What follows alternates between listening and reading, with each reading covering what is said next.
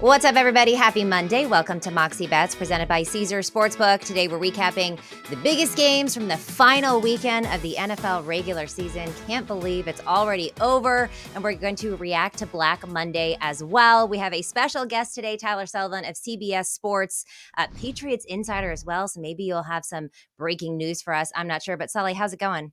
What's going on, Katie? How you doing? Good. I'm so happy to have you. I can't believe that the NFL regular season is already over. When I was watching that game last night, obviously the Bills ended up beating the Dolphins, which was good for my bets, but I was sad. It's the last game of the regular season. It's crazy how quickly it goes by. I say it to a lot of people because, I'm like, an NFL season's like dog years. It does age you a little bit as you go along, but it does fly by too. You're just like, I feel like I was at Patriots training camp in August and September sweating just a few weeks ago. And now yesterday, I'm shoveling a bunch of snow up here in New England. And Oh, all of a sudden yeah. the season's over. It flies by. But I will say this, I am so jacked up for these wild card games. There are so many different Yes. storylines that we're going to get into. It's just going to be a really fun weekend. Yes, we are going to get into those, but let's take a look at some of the big games over the weekend. Obviously, rough game for Tua last night. Looked like it was going to be a rough game for Josh Allen last night as well. 2 interceptions, but Tua, that interception that just sealed the game, he was 17 of 27, only 173 yards, 1 touchdown. 2 interceptions. You got Tyreek Hill, who was kind of limping throughout the game. Now they've got KC for their first wild card round. Could be a revenge game for Tyreek. But what did you think of last night's game, and what do you think of this Bills team? Do you think they can actually make a push, seeing that Josh Allen can turn the ball over at the rate that he does? I didn't know. It is so maddening to watch Josh Allen Yeah. because, like you were just saying, you watch those first 2 possessions, 2 interceptions, and that's been the story with Allen all season. All right, you're going to get elite play, but you're also going to get those turnovers. And if those turnovers happen at the wrong point in the game, well, you're probably going to come out in the losing end. But ultimately, it's the opposite for him in this game, right? He has 2 interceptions early, he fumbles, but it never really kind of cost the Bills. There was a bunch Yeah. of scoring opportunities that they squandered, but the Dolphins couldn't really kind of take advantage. And when the Bills finally woke up, specifically Allen, they were able to leave him in the dust. I mean, after Yeah. that turnover by Tua in the second half, and it just seemed like they were able to leave them in the dust, especially after that punt return.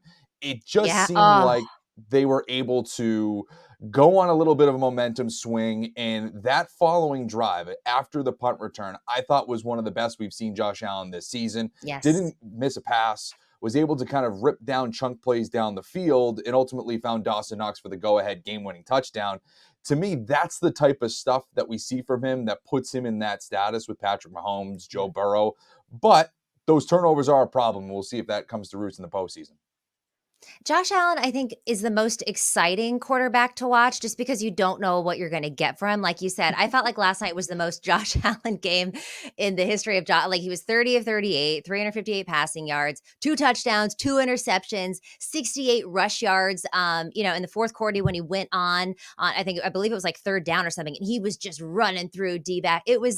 I was like, this is Josh Allen. You're never bored watching a Josh Allen game. And his expressions too, when he makes a mistake, he looks so sad on the sideline. But I mean, I'm with you. I love Josh Allen. I had him as my quarterback in fantasy. He scored a lot of points. He won it for me. But the only reason the Bills won this game is because Tua had a worse game. And how many quarterbacks, when you get to the divisional round of the playoffs, are going to be making those kind of mistakes?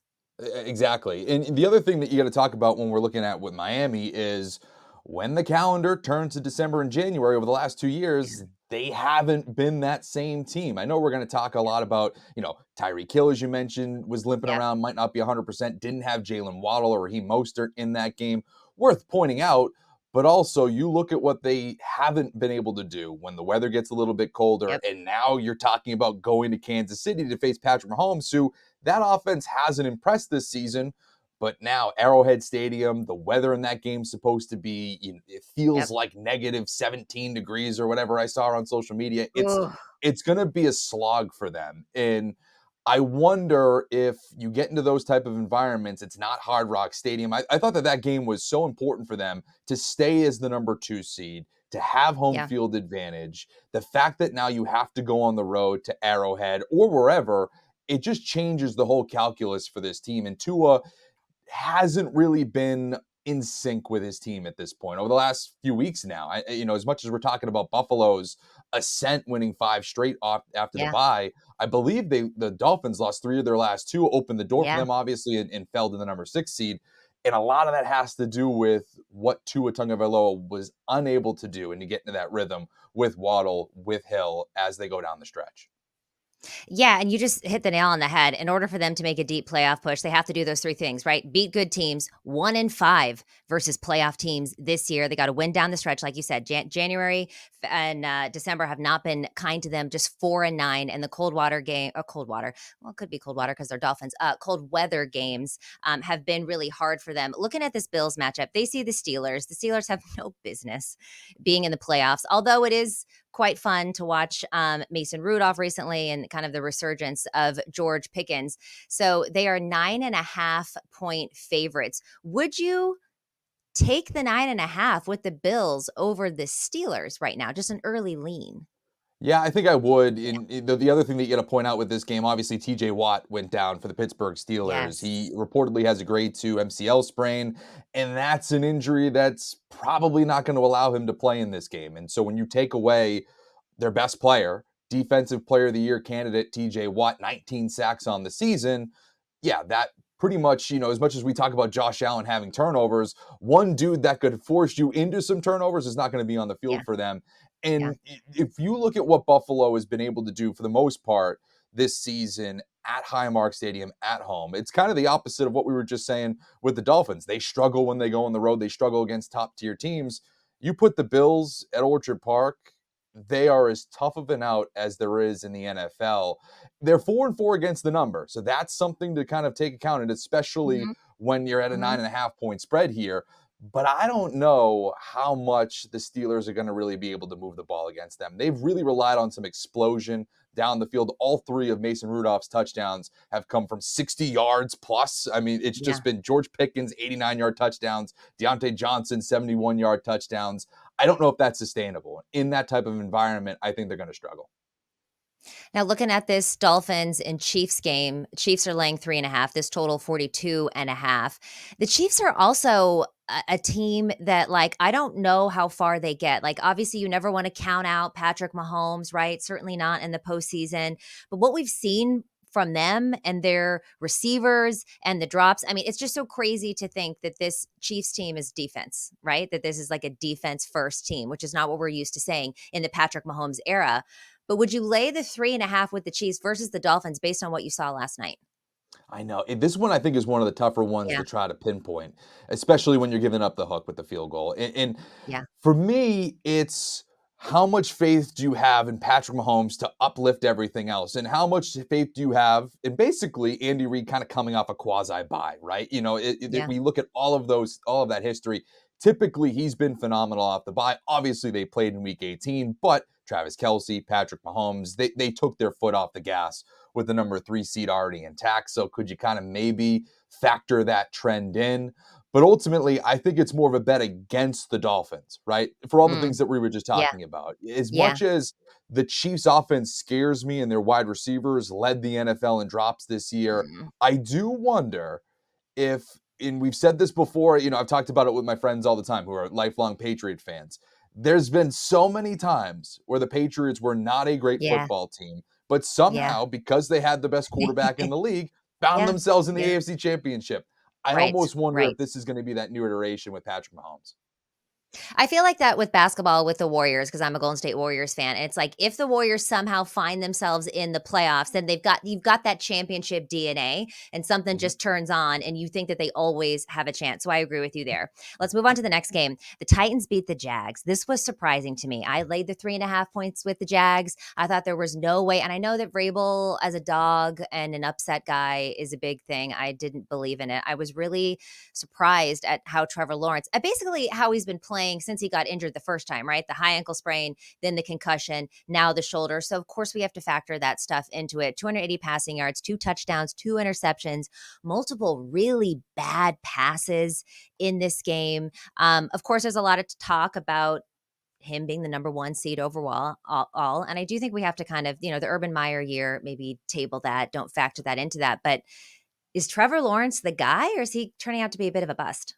Well, I don't know if bust is the right word because I still think he's going to be a capable starting quarterback in the NFL for the next handful of years. I think you can safely say that. I think what Yeah. we can really start to question now is him being the Andrew Luck, the anointed Mm, one that we all were yes. looking at him when he was at Clemson. We're looking at this guy saying he's the can't miss Peyton Manning, John Elway, Andrew Luck. We're putting him in a pantheon that we're kind of putting that with Caleb Williams a little bit too. And it's a Yeah. tall order for any one of these quarterbacks to answer. But that was the billing that Trevor Lawrence had coming into the league. Like you mentioned, the Urban Meyer year, you just kind of throw out. It was tough. It was a tough situation for him to come into the league, but it did seem like they were able to stabilize things, bringing in Doug Peterson. And I, for one, was really high on them coming into the year. Soft Yeah. division. I thought that, you get the year 2 bump in the system. You Yep. see that oftentimes with young quarterbacks. You get that leap into that Yeah. next tier. I thought they were going to be a sneaky team to come out of the AFC. I thought Lawrence was a sneaky MVP guy. I thought he had tremendous value going into the year, and it just hasn't really come to fruition. And as you mentioned, there were some throws in that game on Sunday that just were Oh, bad, sailing over receivers, didn't seem to have any sort of rhythm. And it really does make you wonder, okay, is there a lack of an it factor with him in yeah. the NFL? Certainly had it at Clemson, but Yeah. in this next level, is he able to win what was effectively a playoff game against an opponent that already had their bags packed? The Titans were not trying to get into the They postseason. have a They're one of the worst teams terrible in the NFL. secondary. He should have been able to cut up that secondary, and the fact that they were 3.5-point favorites, they lost 20-28. I was sick over it, Sully. I just think it's inexcusable. It's an inexcusable Yeah. loss, and it makes you question again, not as whether or not you're going to move off of Trevor Lawrence this offseason or anything along those lines, but you really have to center your focus around, okay, do we need to build up more of this around him? He Yes. might not be the guy that can lift up an inferior Yes. roster. Yes, I would agree with you there. Looking at the other side, Derrick Henry had a monster game, 153 rush yards, a touchdown, had an emotional speech to fans after the game. Where do you think that Derrick Henry ends up next season? I was low key annoyed at that because I was going into this week going, you know what, I should probably bet Derrick Henry just to have a I monster game know. because I why not? know. And of Yeah. course I didn't, and of course I was right but Yep. wrong because I didn't bet it. So Yeah. that was very Mhm. annoying. But I do Mhm. think he's somewhere else, right? Like I don't think that Yeah. he's in Tennessee. They feel like a team that probably should just hit the full reset, and that means moving on from Mike Yeah. Vrabel, obviously Yeah. Ryan Tannehill, and even still look at quarterbacks. I know that Will Levis showed some promise down the stretch, but I still think you look around a little bit at Yeah. that position. You bring in kind of a whole new regime, and that includes moving on from Derrick Henry. If you're him, how are you not looking at just the Super Bowl contenders? And we'll see what that looks like as we go forward. But I said at the trade deadline, I don't know why the Baltimore Ravens didn't push a little bit further to go get somebody like him. You put Right. Derrick Henry in a backfield with Lamar Jackson, Oh. and I know they have a bunch of Oh. pieces that are coming back. Keontae Mitchell, J.K. Dobbins has been obviously Mhm. injured. They have Gus Edwards Didn't they right just now. sign Dalvin Cook too? They signed I somebody big. I believe did they sign Dalvin Cook? I forget who they Maybe it wasn't. but Yeah, I think it yeah, I was think you're Dalvin right. Cook. It Yeah, was but it was Dalvin like Cook. somebody big. Yeah. But exactly Which right, right? yeah. Somebody that has the veteran presence, the capabilities, and if you put the thunder and the power of Derrick Henry, who I still believe has a ton in the tank. We saw that yesterday. Oh god, yeah. With Lamar Jackson, it's one of the toughest mismatches in the NFL. As a 49ers fan, I'm glad he's not there right now because we have a tough hill to climb as it is. Let's talk about this Texans team, right? One of the most exciting, I think, teams of the season. We talked about it before, I think, on the Pick Six podcast with the draft, how they had really one of the best drafts. D'Amico Ryan's new coach. They punched their ticket to the playoffs with a win over the Colts. But then with this Jags loss, they end up actually winning the division. First year, obviously, for CJ Stroud and first year for D'Amico Ryans as a coach. Stroud has been phenomenal. And I know it's between him and Puka, and he'll probably get it for rookie of the year. But he was 20-26, 264 yards, 2 touchdowns. I mean, what can you say about this Texans team? Do they have legs to make a push in this playoffs? I would say they do, but I Yeah, also am like, you know what? Yeah, we've never really seen a rookie quarterback go to the Super Bowl, win a Super Bowl. So I don't want to say that CJ Stroud's going to make history. That just seems like a yeah, tough thing to put on right. the young man's shoulders.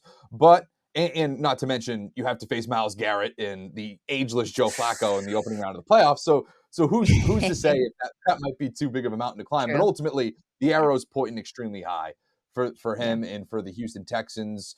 Not only is he in line to win Offensive Rookie of the Year, going toe to toe with Puka Nacua, I think quarterback probably just wins that, even though yeah, Nacua had the record. But you have yeah. D'Amico Ryans, who is emerging as one of the bright young head Yeah. coaches. He probably might win the Coach of the Coach Year of the award. It year. might be between Yeah, him and Kevin Stefanski, who he's facing off right. against this weekend as well. So I just think that this team is very it's very interesting, right? Because no one was expecting this. No one was expecting them to obviously win the division, reach the postseason. People weren't even that sold on Stroud. I mean, it's kind of Yeah. funny to say that now, especially Well, when we're going into the yeah. draft. But Bryce Young versus CJ Stroud, boy, would Carolina want to do over on that one? We just saw their GM get fired. Obviously, Frank Reich fired Mhm. earlier this year. They're in kind of an awkward position. But the fact that you have the quarterback situation under wraps, you have Tank Dell coming back, who I think is going to be one of the most electrifying young receivers in the Yes. league next year. Things are looking up. The only question I Yeah. have is whether or not they're able to keep Bobby Slowick, the offensive coordinator, going. Yeah, I think he's going to be a very probably. hot head coaching candidate. And if Yeah, now all of a sudden you're yeah. you're kind of asking CJ Stroud to have two different coordinators over the first 2 years of his Mhm. career, that's one of the speed bumps that Yeah. deters young quarterbacks in their development. But ultimately, if they're able to keep things copacetic in terms of the coaching staff, I think the sky's the limit in 2024.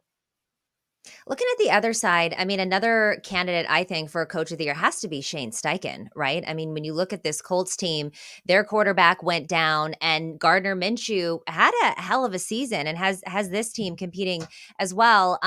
What did you think of Shane Steichen's first season, and what's the future like? Do you think for Gardner Minshew? Is he just still always going to be the best backup in the league? I don't know that he's an actual starter.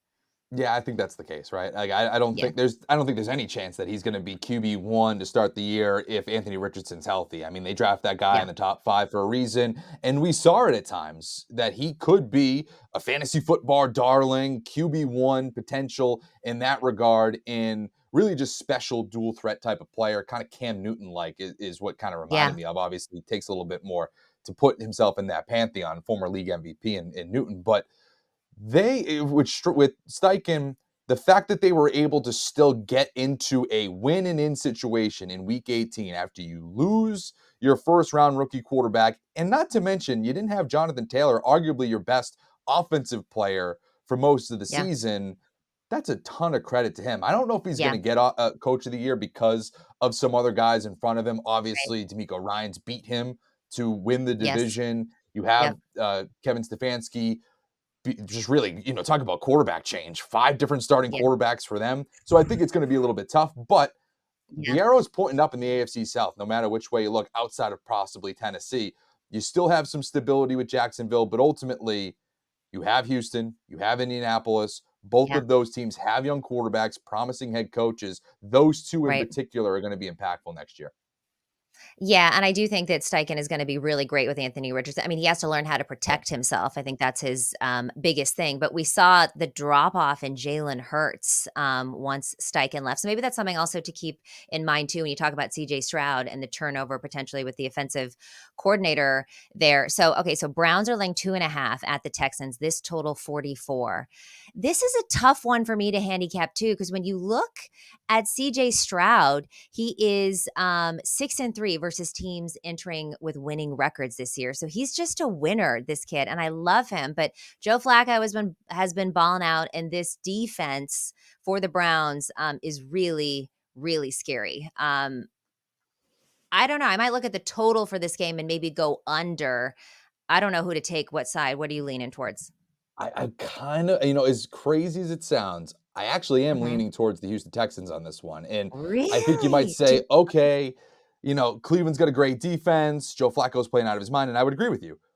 But if you Yeah, kind of peel it back a little bit more, the fact that Cleveland has to go on the road in a dome against CJ Stroud, who's going to be very comfortable in that situation, yeah, I think it poses problems. You look at the splits Yeah, with Cleveland's defense from home and road, it's night and day. They're allowing, I believe it's like 14 and change at yeah. home points per game. On the road, it's knocking on the door at 30 per game.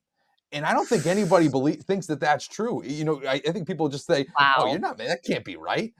They're Yeah. averaging, or they're allowing around 29 point whatever points per game on Wow. the road, which is very surprising. You look at them against the Yeah, number, 2-5-1 against the spread on the road this season. They haven't been a yeah, good team on the road. And so, as much as we like Joe Flacco and that story, and Myles Garrett's a great defensive player, arguably the best defensive player in the league, I have a lot of questions about this team when they're away from Cleveland. And Stroud, as you mentioned, kind of just feels like a winner. And I don't know if yeah, I'm going to pick them to win the Super Bowl or anything like yeah, that. But can this dude pull off a wild card win? I kind of think he yeah. can.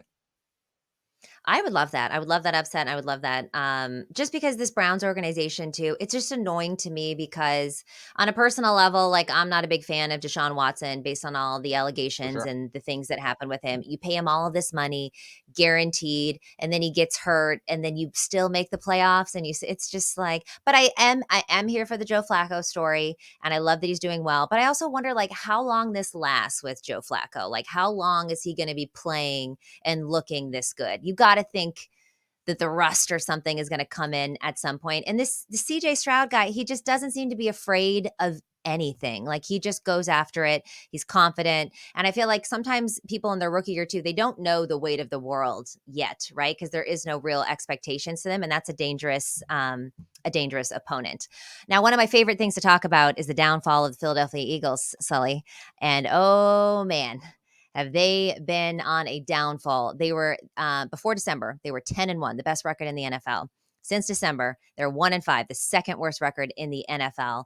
They completely, I think that the 49ers broke them mentally and emotionally, and they couldn't recover since then. But I also think that there was a luck factor in that 10-1. There was a ton of single score wins in those games that they could have very easily lost. And I think it just kind of caught up with them. Now they're dealing with some real injuries, not just mental injuries. You saw Jalen Hurts' middle finger look real bad after that game. AJ Brown down with a knee injury. Mariota comes in, he throws a pick on the very first thing. Like, the Eagles feel like a first round bounce out to me. They've got the Bucks. They're laying 2.5 versus the Bucks. What are your thoughts on the Eagles and then this matchup? Yeah, they feel like a team that, if they were playing anybody other than the Buccaneers, I would be like hammering them to be the Yes. first round exit. The Yes. Buccaneers, they're hobbled too. Baker Mayfield certainly not 100%, so that's what gives me a little Right. bit of pause, but that has more to do with Tampa Bay. Philadelphia seems like a broken team. I mean, when you're Yeah. as someone who's up here in New England, anytime you bring in Matt Patricia to fix the problem, that seems like a real issue. Obviously, bringing him in Yes. to be the defensive coordinator. At least he's not offensive coordinator. That's a good Yeah. thing, at least for them. But ultimately, like you said, Jalen Hurts not 100%. His finger is not supposed to bend that way. AJ Brown dealing with a knee injury, and it just seems like whatever identity they had in 2022 is totally gone. I mean, we just mentioned Shane Steichen. They lost Jonathan Gannon too. You do lose both your coordinators. That's a huge Yeah. piece. It goes Yeah. underrated in the NFL because you're like, okay, Nick Sirianni's still there. It's, you have Jalen Right. Hurts. You look at coach and Right. quarterback, you say, all right, the stability's there. Those are two massive pieces to an overall Right. organizational masthead. To lose that is huge.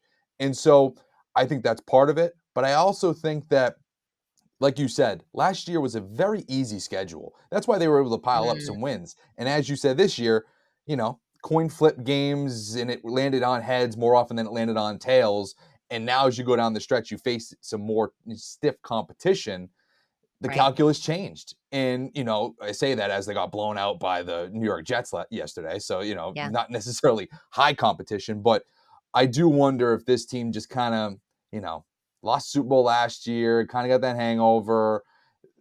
I almost wonder if they get punched in the mouth early, if Mike Evans catches a 60-yard touchdown opening drive, is that a type of punch in the mouth where they just warm up the buses and get ready to go home? Yeah, people looked at me crazy earlier this season when I took the under on the Eagles win total. Now it ends up being a push because they ended right at 11. But like you said, it was a lot harder schedule. And what's interesting to me, I feel like, is a lot when Steichen and Gannon left, from what I heard from a lot of Philly fans, of course Steichen was a huge loss to them. They knew that, but people were like, "Who cares about Gannon? Like, let him go to Arizona." And when he first came to Arizona and he gave that speech, and we're like, "Oh God, I would he can't lead anybody to do anything." And then you look at And the he, like, fight high in five this Kyler Cardinals. Murray. It was really weird. Yeah, and then they played spoiler, a huge spoiler there, and Gannon came in there and he beat them. I think that people are starting to realize how good of a coach actually Gannon really is. Yeah, Yeah, I think you look at that whole structure and you say, all right, you look at the great teams of all time.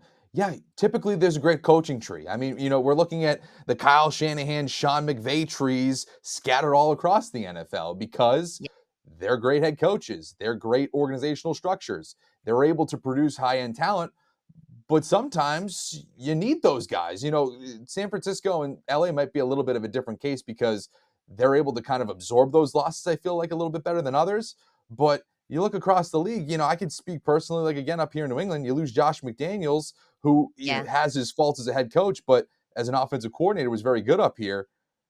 Mac Jones went completely sideways. It just was, yeah, a dumpster fire for a million different reasons. But losing those coordinators certainly doesn't help the situation. And so for Philadelphia, again, a lot of questions for them in terms of their resolve going into this game. I think that that's one of the big things is we're talking about big picture storylines for them going into 2024.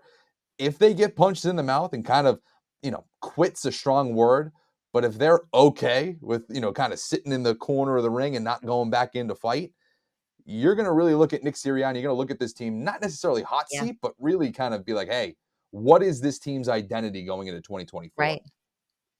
Yeah, and the Philadelphia fan base is not they're not an understanding fan base. I mean, they will boo their own team. So if they're a first round bounce out here, yeah, a lot of people are going to be looking at Sirianni, and a lot of questions are going to be asked. Looking at this wild card round and the playoffs kind of as a whole right now, the theme, as we've said, is really about like reunions, right? You got Matt Stafford and Tyreek Hill facing their former teams, on the road for the first time since they were traded. You got Jared Goff facing his former team. You got Mike McCarthy. Also, the Texans and the Browns have connections with Deshaun Watson. Are we just in for such a huge treat here? I mean, when have we had this kind of drama going into a wild card round? Yeah, I know, right? It feels like NBA-ish because I feel like we get a Yes. lot of these side stories and player movement more so in the NBA than we do in the Yeah. NFL. But with that ramping up over the last few years, last real decade, I feel like more player movement in the NFL, you're going to get some of these kind of Yeah. storylines. And obviously the Mike McCarthy one's a little bit different because it's a coaching change. But boy, is this not awesome? Just sit back as a football Yes. fan and go, like, I was Yes. actively rooting for the Rams to win because we would get the matchup of Matt Yes. Stafford going to Yes. Detroit to face the Lions. Like, you can't write anything better than that. I know the NFL did, what writes the script and all of that, but boy, if they do, they should have won some Golden Globes last night because that is just remarkable storylines that we have coming up here. I can't wait for Jared Goff to go up against the Rams. I think that's probably the most underrated piece of it because we're all talking Yeah. about Matt Stafford going to Ford Right. Field. How Right. sweet would it be for Jared Goff to go into the playoff environment, Yes. win Yes. with the franchise that traded away the quarterback Mhm. against the team that traded you away, that said, you're Yeah. no good. We actually want the guy that was in Detroit. I think that to me Oh, is the best storyline that could happen for Jared Goff. they treated Jared Goff like a freebie, you know what I mean? Like, they For just sure. kinda threw him in for this. It was like they were leveraging whatever they could in order to get Matt Stafford, and yes, they did get their Super Bowl, but yeah, going into Ford Field too, I mean, when you look at this game, like Cowboys are beating the Packers. Like, Jordan Love has been fun to watch. Some of those throws he made yesterday were incredible, but I do think this Cowboys team is better, certainly at home. But this Rams and Lions game is so interesting to me because the Rams are looking like the team that you don't wanna see in the playoffs. Matt Stafford, Cooper Kupp, Puka Nacua, Kyron Williams. I mean, the offense has just been electric. And then you look at this Lions team who can put up a ton of numbers, especially in a dome inside, but their secondary has worried me in the second half of the season. You go up against someone like Matt Stafford, you can't have holes in the secondary because he's going to cut you up, especially with those two wide receivers. So are you leaning though Lions in this game, or do you just want the Lions to win for the story? I think I like the storyline more than I actually Yeah. like the Lions as a play Yeah. because of everything that you just said. It does not Yeah. feel like the Rams are a team you want to get in front of because of everything that you Oh, just mentioned. They can run the football effectively with Kyron Williams. Obviously, they can throw it all over the field. And when you're going up against a defense with Detroit that is certainly spotty, I believe they're getting CJ Gardner Johnson back, or at least he was activated. good. So, like, there's, some promise there for that secondary, but ultimately hasn't been at all feared for opposing quarterbacks. They No. enjoy going up against Yes. a defense like this. And so you just wonder if this thing turns into a shootout, you have to put your money on someone. Is it going to be Matt Yeah. Stafford, who's won a Super Bowl, or Jared Goff? As much as Yep. I want Jared Goff to have that Yes. redemption arc, you Yeah. kind of got to go with the Super Bowl champion in the hostile environment. Yep. Yeah, no, I agree 100%. It's hard for me to trust, and Matt Stafford loves to throw interceptions, but Goff in high pressure situations loves to throw interceptions, and I think the Rams can just capitalize on that a little bit better. Like you said though, the Lions have the longest playoff losing streak of all time with 9. They haven't won a playoff game since 1991. So the story is fun, but like you said, I don't exactly trust it. Looking at the AFC, we've already talked about these matchups: Browns, Texans, Dolphins, Chiefs, Steelers, and Bills. When you look at the two teams that were in the Super Bowl last year, the Chiefs and the Eagles, who do you trust more to flip the switch here and make a run? It's got to be the Chiefs. I mean, we've already talked about the Eagles Yeah, I not think looking it's great. definitely the Chiefs. I don't feel great about it, but I feel, it's No. probably the Chiefs out of the 2 because of I still have faith in Patrick Mahomes. Nothing has really Right. waned there. Starting to have some questions about Jalen Hurts because he still has AJ Brown. He has Devonta Smith. He has those guys Yeah. healthy, or at least majority healthy throughout the season. Patrick Mahomes is trying to get the most out of Rasheed Rice and Sky Moore and just guys that aren't to the level of what Philadelphia has. And more often than not, what wins in the playoffs is high level quarterback play, a solid running game, Yep. and a good defense. The Chiefs still have that. Yeah. They still have all of those True. pieces that are hallmarks to Yep. playoff winning football. It's different in the regular season. Playoff winning football, run the football, play good defense, and Yep. have a quarterback that won't mess up. They have all 3 of Yep. those things. So I still would put more faith into them, even though I still think Baltimore is the class of the conference. Yeah. Oh, completely. All right, we're going to take a quick break. When we come back, we're talking Black Monday with Tyler Sullivan of CBS. Don't go anywhere.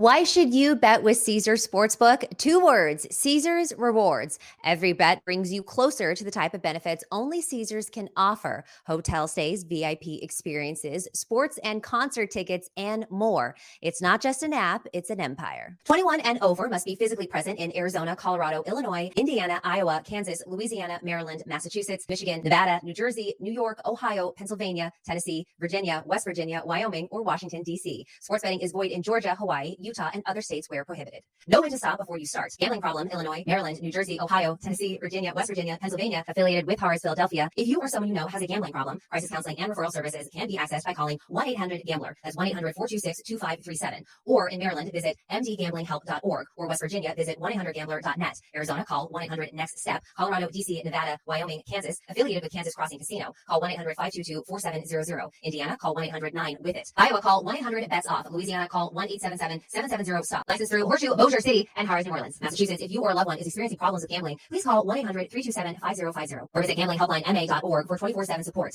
Michigan, call 1-800-270-7117. New York, call 877-8-HOPE-NEW YORK or text HOPE New York 467-369. All right, welcome back to Moxie Bets, presented by Caesars Sportsbook, here with Tyler Sullivan of CBS Sports.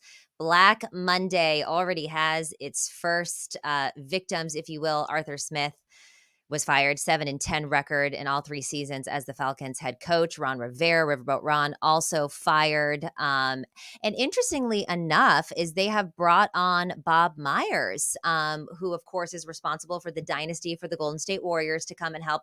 And also Rick Spielman, our colleague at CBS Sports.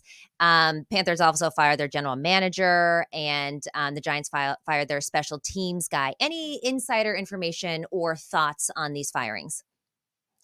To me, I don't think any of them are super surprising. I like the No. moves for the Commanders, Yeah. bringing in that type Yeah. of personnel to kind of, and again, these aren't hirings for GM or anything like that. They're basically No. just consultants at this point. That's basically what Bob Myers and Spielman are at this point, just to kind of oversee the search for GM, oversee the search for a head coach.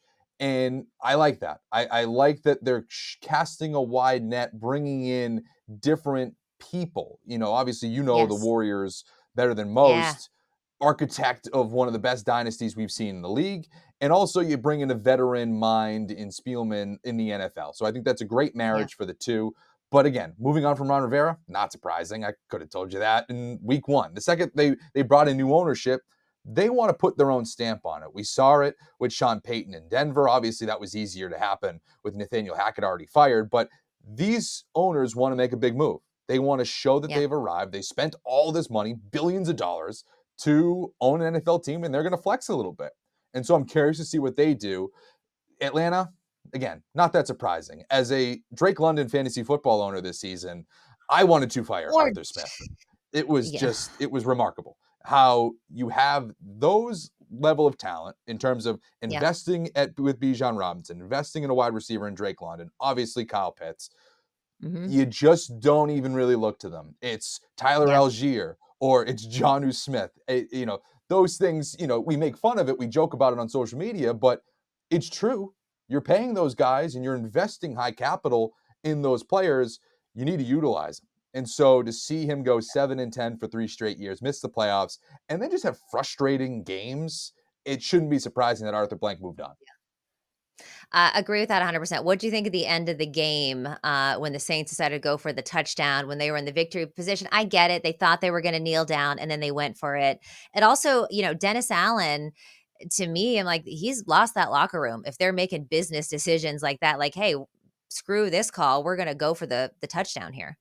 So that's the thing to kind of keep an eye on. Obviously, you never know what can happen on Black Monday. That's Yeah. a situation to keep an eye on. Are you Yeah. telling me Jameis Winston said yesterday in the locker room that we got a call from the head coach? So the play was victory Yeah. formation. Take a knee. I know it's at the 1 yard line. You're right there to score, but the call from the head coach is victory. Take the knee, Yeah. move on. You're up 41 to whatever Yep.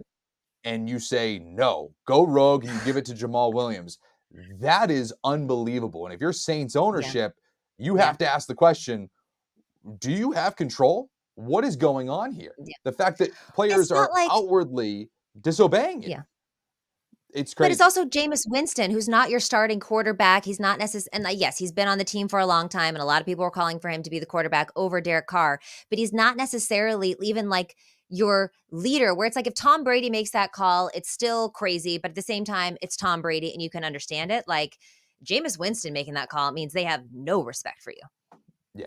To me, that's something to watch here over these next few weeks. And if it doesn't happen in 2023/2024, look Yeah, for next season. If they start losing games and, these things are happening in maybe the fourth quarter of a close game, well, then, yeah. boy, we have some problems. I agree. So looking at some coaches that are on the hot seat or maybe moved, you got Mike Vrabel, which we've already talked about, Bill Belichick, who I don't really think is going anywhere, but of course I want your take on that. Brian Dable, probably safe after that win last night and having a good season last year. Matt Eberflus with Chicago, yikes. Robert Sala, I hope people don't move on from him yet. Matt Patricia, anyone that you can see moving of those guys. Well, let's just talk about Bill Belichick because I've been itching to talk about Yeah, him all day. And yeah, so, he spoke this morning and it was very interesting. Bill Belichick has been the head coach of the New England Patriots since 2000. hmm He can maybe count on one finger whenever he's mentioned his contract, even just in passing. And he mentioned it this okay. morning, saying he's under hmm contract. The fact that we even heard him say contract is very telling of where things stand with the New England Patriots. I think the fact that he's admitting, and this was reported over the season, that he did sign an extension with the Patriots, and many believe that to be through the 2024 season. The fact that he's admitting that, I think, tells you that whatever decision comes from Robert Kraft, it's not hey, my contract's up. I'm going to just decide to part ways. I'm going to go fade off into the sunset. It is, I'm going to be fired. It's not my decision. And a lot of what he talked about on Sunday is how much he loves coaching and was really hammering the point that he loves coaching. This morning, he was asked whether or not he would be open to relinquishing the general manager duties. He's had that. He runs personnel. He's the de facto GM for this organization, has been since he's gotten here. He seemed open to it. So Yeah. whenever he has this meeting with Robert Kraft, I will be fascinated to see if that's going to be part of his pitch to stay with the New England Patriots. Say, hey, you Yeah. bring in whoever you want to run personnel. I haven't been good at the draft, haven't been good in free agency over the last few years. I can just coach, and you tell me who the Yeah. players are. I don't know if I believe Bill Belichick if he says that. I don't know if he'll follow through with that, but I believe that that is going to be the pitch for him whenever he meets with Robert Kraft. Well, but like and Sully, you and I talked about this multiple times. Coach, amazing. General manager, he's not good. He has not drafted well for a very long time. But if you give him the good players, he knows what to do with them. He's just not good at picking them. So if he does do that, I don't first of all, I don't even see how you could ever get rid of Bill Belichick. Like, how do you look at the guy that won you that many Super Bowls and say, "We're done with you"? Well, I'll tell you this, Katie. We just saw Arthur Smith get fired last night. He had 21 wins over the last 3 seasons as head coach of the Atlanta Falcons. Bill Belichick, over the last 3 seasons, has just one more win than Arthur Smith over Ah, that same stretch. We're okay. talking about a dude that just got fired, and now we're Yeah. looking at a team that had a worse record, seems to be going in the wrong direction, benched and started and brought around Mac Jones just around the ringer. If his name's not Bill Belichick and he doesn't have those 6 Super Bowl banners behind him, this dude's gone. And so I wonder if that's, part of the calculus here for Robert Kraft. As much as you can appreciate what he's done, I don't know how you can look at the recent case and say that he's Right. the best guy for the job right now.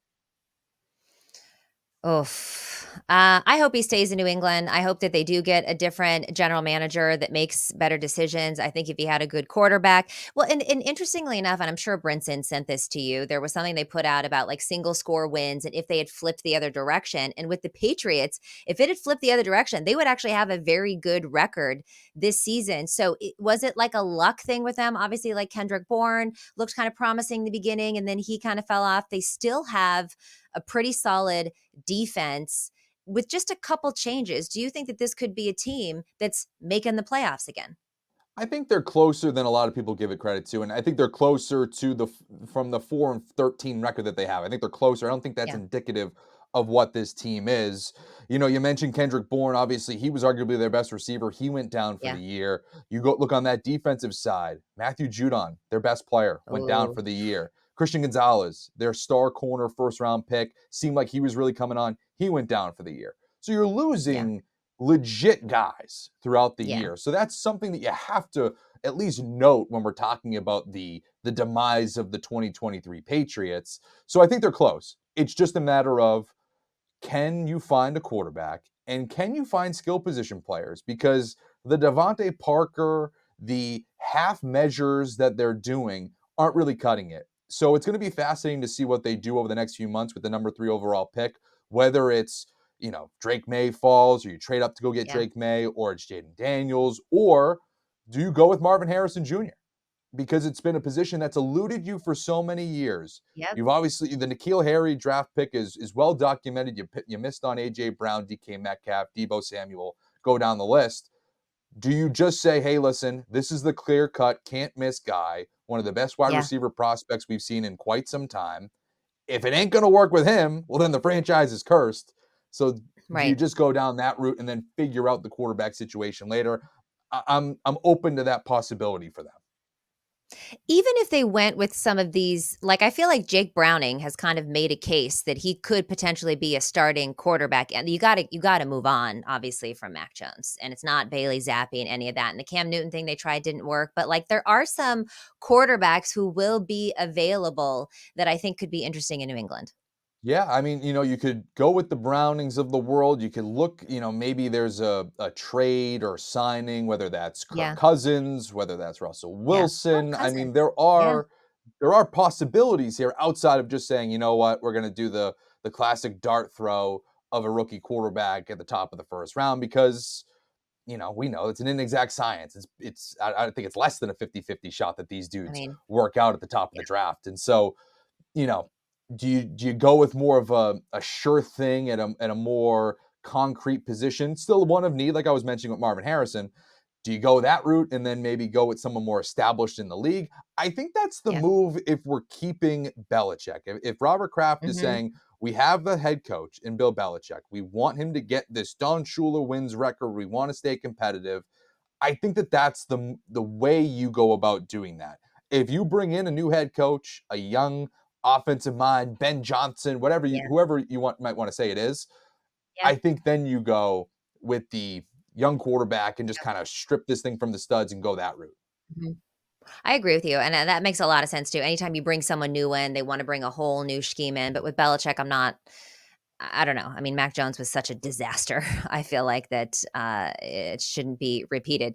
Before we let you go, college football, playoff or final championship is today. You got Washington versus Michigan. Michigan laying 5. Who do you like?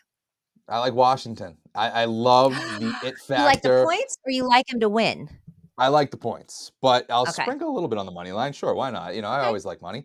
And so Yeah. I just love Michael Penix Jr. I think that he's a Yeah. dude, as much as, as someone who is now heavily invested in college quarterbacks over these next few months as a Patriots follower, he's someone who I'm really paying a lot of attention to because I do wonder if he's going to fall. This is a scenario that I would love to see for New England. Get a offensive tackle or Marvin Harrison Jr. at the top, and all of the pre-draft scares of Michael Penix because of his injury history with the knee injuries, he falls to the top of the second round where the Patriots pick second, and I move on with my new dynasty. That's what I want. And so, but watching him throughout this college football playoffs, he Yeah. does have that Yeah. it thing, Yeah. and you question obviously the competition in the Pac-12 and all of that, and obviously it's a little bit different with Michigan, but there's just something about him and something Yeah. about this stage that I think he's going to thrive in. And so I just maybe it's just an affinity for the player as opposed to a Yeah. wise selection. But overall, I do like Michael Penix and what he brings to the table, and I think this is the type of platform where he'll shine Yeah. Well, he could be a top 10 in the draft too for coming sure, out. I mean, for sure. especially if he has a huge game today. I'm similar to you, but on the other side, I've got a soft spot for Harbaugh, obviously being a 49ers fan. And he's such a jerk, right? And, the sign stealing and all the things that he's definitely done. And maybe everybody does, and it's not that big of a deal. But the fact that he's created this Michigan versus everybody thing when like y'all were doing the things wrong, it just makes me laugh. I love him. And so I'm go blue on this one. I Well, as a I as a don't know about Patriots the fan, I can 5. respect that, because we've had Yes. some similar drama throughout the years, and we've certainly adopted that mindset. I'll ask you this though, real Yeah. quickly: is this Okay. the swan song? This is Black Monday. Openings around the NFL are coming around. Yeah. Is this the Harbaugh swan song? Do you think that Yeah. this is If he this is it, and wins, he'll go back to the NFL? I think if he wins, he goes back to the NFL. I would I do too. love to see him with the Chicago Bears. Although it's interesting now, all the things that they're doing in Washington, I think makes it very attractive for Harbaugh to go there. I will say, Harbaugh in the NFL, he's lasted a long time at Michigan, more than I thought, but normally he's got about a 3-year span before people get sick of him because he is a toxic individual. He Yeah, comes in there, he creates a winning culture, he gets everybody on board, they perform, but it starts to crack after a certain amount of time because I think he's just a really hard person to deal with. But I also think that the 49ers didn't really know that going into it. Now teams know exactly what they're getting with Harbaugh and that you're going to win, but you might be a little bit miserable. And after a few years, it might start to crack a little bit. And there are certain teams that are that desperate. Why I love him to go to the Bears is that one, he was a Bears quarterback. He knows what it means to be a quarterback and to be a player in Chicago. And what I just feel like the last few coaches that they've had don't understand Chicago and Bears football, and it's just been such a miss to what we knew from them, in the yesteryears with Ditka and whatever else. And I feel like that is something that Harbaugh can bring to the organization that they so desperately need. I also want them to hold on to Justin Fields. Doesn't seem like that's going to happen yet, but I think They could get him weapons. They could fix the offensive line. There's a lot of things that you could do. There's talent there. They just haven't found a good coach. I think that Harbaugh could be amazing with Justin Fields, especially if you look at kind of how he created Colin Kaepernick. But I also kind of think that this Washington situation would be interesting to him. What do you think about Harbaugh? Yeah, no, and there, you do hit on something there. Like the former player, the Yeah, DNA of the organization. yeah, There's something there. Whether it's D'Amico Ryan's in Houston, Dan Campbell yeah, in Detroit, yeah, all former players now coaching those teams, they get it. There's yes, just something about it. I mean, people talk about it up here with Mike Vrabel or Gerard Mayo. It's kind of yeah, that same thing. So, you're right, and I would love to see him go to Chicago. I think that, like that again, talk about a phenomenal arc in terms of a coaching yes, story. So, no, I think that would be fascinating. I think that's going to be one of the more sought after situations because of not only Fields, but obviously they have the number one overall pick and another, I believe it's ninth overall that they have as well in this draft. So, plenty of capital, plenty of talent. I think that's going to be a fascinating one. and Eberflus has to go. I'm sorry, it Yeah. hasn't been announced yet, but we have got to. He did nothing for us. But Tyler Sullivan from CBS Sports, thank you so much. I know that you're on HQ all the time. Obviously, you have your articles on CBSSports.com. Sometimes I also see you like Washington Post and different things. So let the people know where to find you. Yeah, just at Tyler Sully on Twitter. That's the easiest way to do it. Okay. At Tyler Sully on Twitter. Again, thank you so much for your time. We really appreciate it. This has been Moxie Bets presented by Caesar Sportsbook. Don't forget to follow us on social as well at Moxie Bets, and we'll see you next time.